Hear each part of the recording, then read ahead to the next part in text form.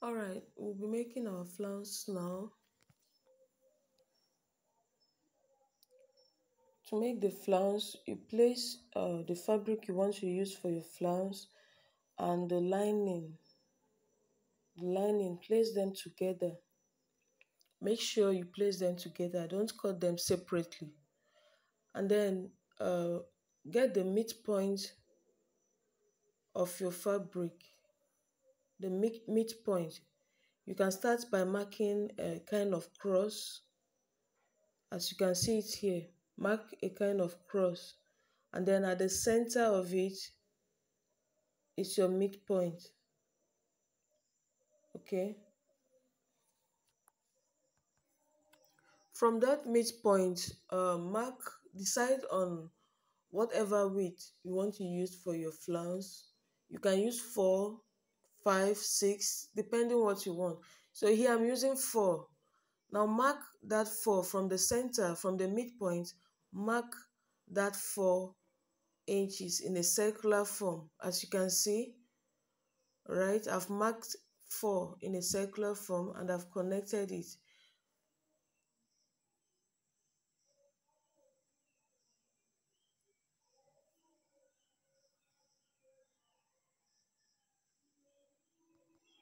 The next step, mark a kind of cross at the in that center you created. Just like what I'm doing now, mark a kind of cross inside the center. It's going to help you decide on how to make your flounce perfectly. Then in one of these quadrants, you know, each of these each of the circle has a quadrant, so you can decide on any quadrant you want to use. So whichever one, just mark half inch the way I did now.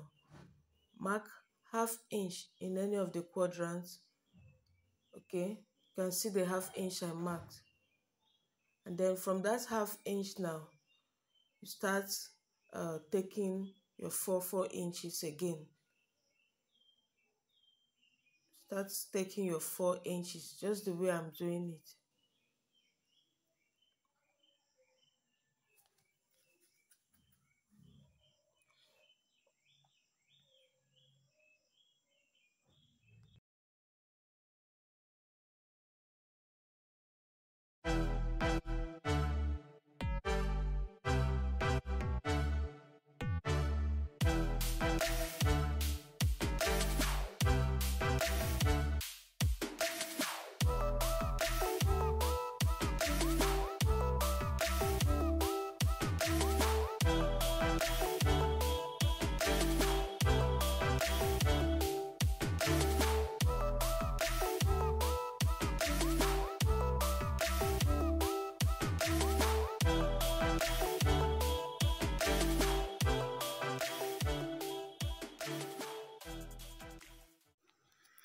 Okay, having marked your desired length, you stop at wherever you want your length to be and cut it.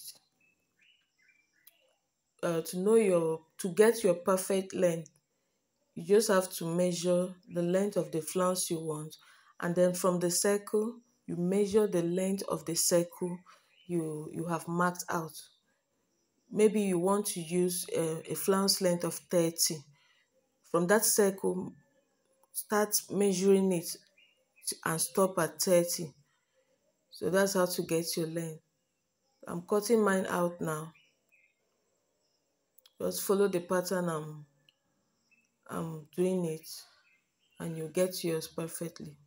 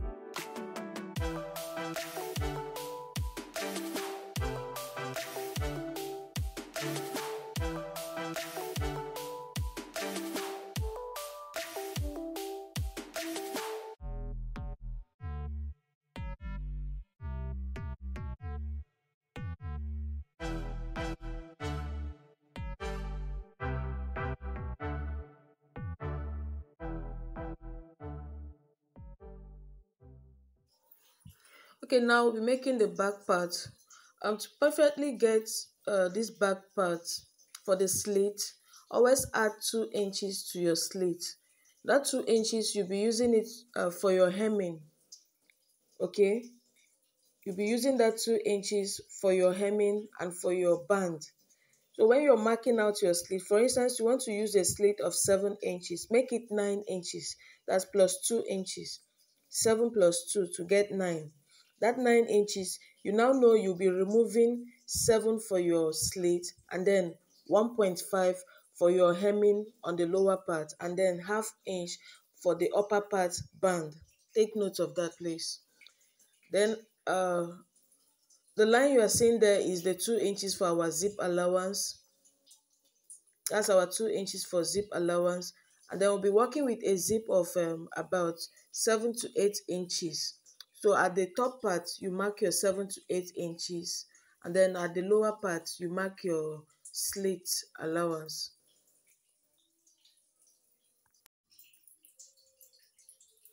Next thing, you mark like from the zip area, from the zip line, mark out like half inch from that zip line because we'll be cutting it off. So mark out like half inch from the zip line, okay, and then we'll cut it off. We're cutting off from the slit area. So from the slit area, like you can see what I'm doing. You cut out the half inch you've marked. Okay, just do it that way, just so that you can get your zip allowance proper. Then what I'm trying to do is an overlap slit, but this overlap is not going to be as big as I wanted because we don't have enough fabric. So while doing your own, at this slit area, you can leave about 6 inches. Okay, you can leave about 6 inches. What I left here is just 2 inches. So if you have to do your own and you want to get a perfect overlap, leave about 6 inches from that slit area. Okay, now we are sewing our flounce. To sew the flounce, do it from the outer part. There are 2 openings. Just the way I'm doing it now, you can see it. Okay, now I want to sew the back part. I'm first stitching the remaining part after I've removed my zip allowance. From that 7 or 8 inches, I started sewing it, and then I'll stop at my slit line, my slit allowance. I'll stop there. So you can see the distance I sew mine. Then the next thing to do, I'm going to stitch up my slit area, as you can see me doing it.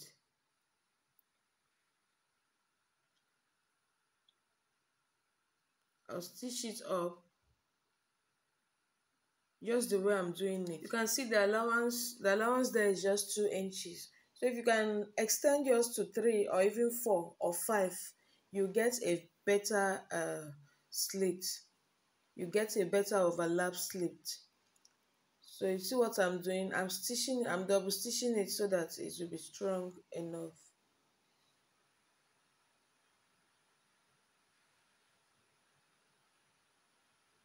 I'll stitch and stop at my zip allowance line.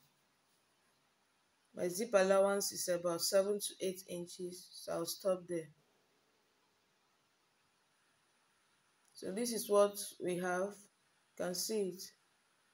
And that's the overlap. The next thing to do is to fix our zip. You can see me doing it. You fold your zip allowance and then place one side of your zip on top of your zip allowance on top of the zip. So you just fold the allowance you mapped out for your zip and then place your zip under it and sew. But while placing it, make sure you extend it, you extend it to the coils. For instance, you are placing it on the right side, extend it to the left side. Okay, so make the material to be on top of the coil. Let it be on top of the coil so that it can cover, let it cover the coil. Just see as I'm doing it. And then you sew it from there, but don't sew on top of the coil. Oh.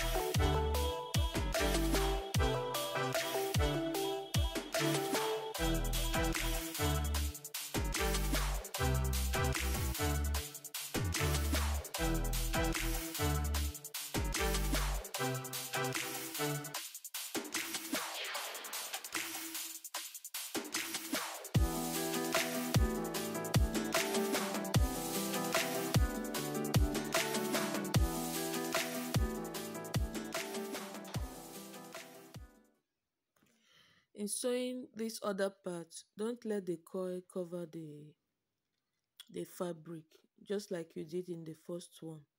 For this one, no, you don't do it that way. Use just a slight inch of fabric on top of the zip. See it, place it, make sure you don't extend, don't let it pass the coil. Just use a little, like quarter of an inch. So you sew it up. The difference between this and the first one you sew, is that this one you take very little fabric, but in the other one you take like exactly quarter of an inch. But for this one, you take very little fabric. So I've done it. You can see it. The first one overlaps the second one. Okay.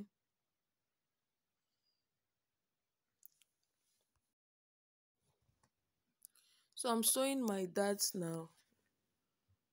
From the measurements I placed out for my dart, I'll be sewing it.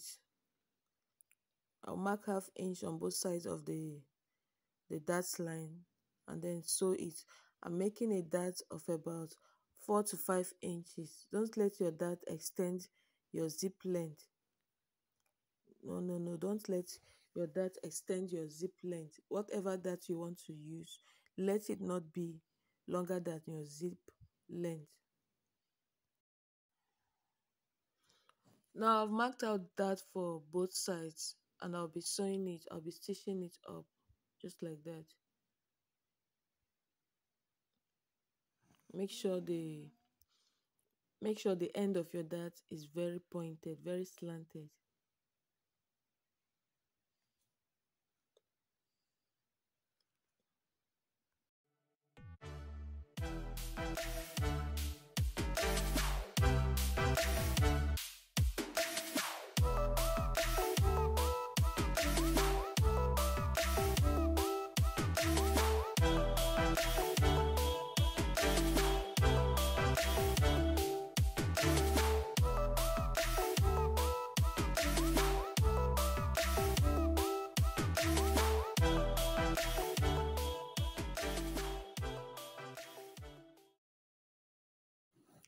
Okay, I'm done with my dart. You can see it. The next thing is to fix my flounce. I'm going to fix my flounce. After I've sewn it, I'll fix it to the front skirt. I want my flounce to be at the side, so I'm possibly making use of the left dart line. That is where I cut out. So I cut open the left dart left that line. That is where I'm fixing my flounce. You can see it there. You can decide to fix it straight. You can decide to fix it with pleats. Anyhow you want to fix your flounce is up to you. It's your choice.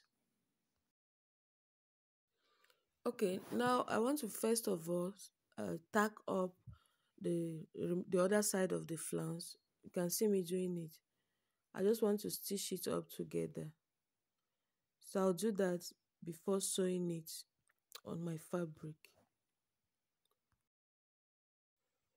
So now I'm placing it on top of my fabric to sew. I'll first sew the flounce on top of my fabric, then I'll attach the other side and sew as well. I'm placing it right side to right side. You can see me doing it while I sew it. In this one, as I'm pleating it, I'm sewing alongside. But if you don't want to pleat it, you can just make it straight. You can just make a plain flounce. You can just sew it without any pleat. At times you can even gather it. It depends what you want.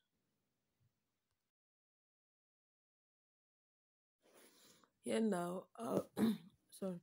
Here now I'll be sewing the other side of the skirt, like the other half that I cut open. I've placed it on top of the flounce and I'm sewing everything together now.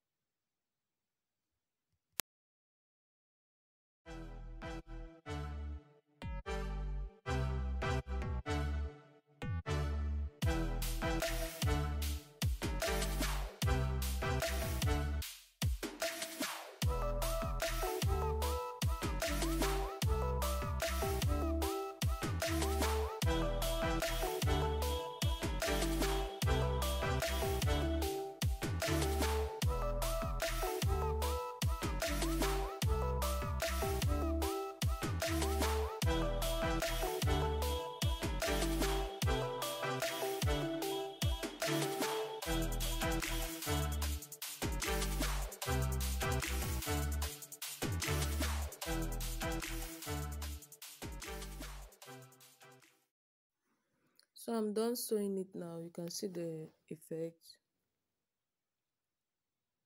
You can see the result. Here I'm joining the front and back fabric together. Remember to fix your dart at the back part as well.